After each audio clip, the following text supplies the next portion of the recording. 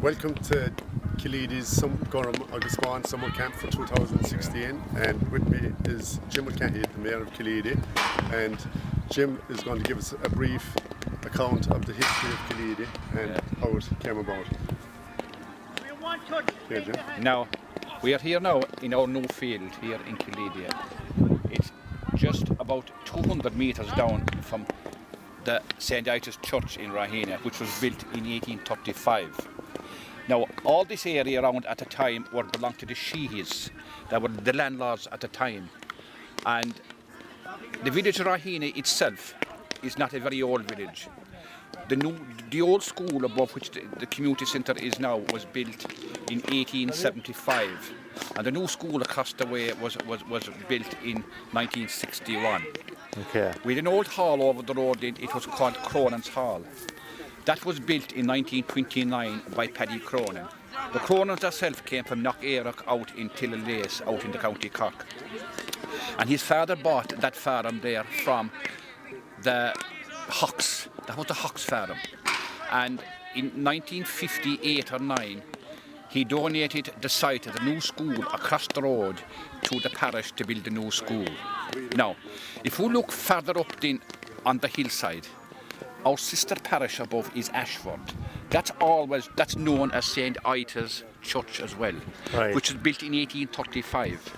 And if we'll go back in history in 1835, you'll find the night of the big wind came in 1839, and the roof of that church was thrown off in 1839. Now, if we look at the back of that place, then you'll find a very, very ancient site we call it the Mass Rock.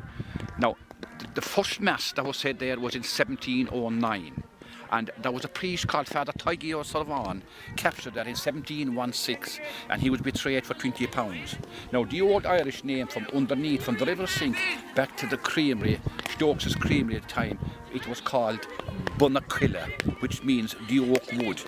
Now, just Jim, can I ask you one question? Where was Stokes' Creamery, did you say? Stokes' Creamery was now or then in 1880. Yeah. It was behind where Toomey's house was. Oh, Toomey's Cross. That was a creamery, you know, right, before Kentucky opened in 1904. Okay. Now, if we look up on the mountainside there, on the far right, way back yonder, they are known as the Slieve Lucras. Yes. Now, they go way back to Scattered Lane from the great Pádraig O'Keeffe, the great fiddle player, and there's monuments built for them all over the country. Yeah. Now, if we look left here then, and the highest point up there, we have the Mulcahy Rocks, yes, which stands at 1,180 feet above sea level.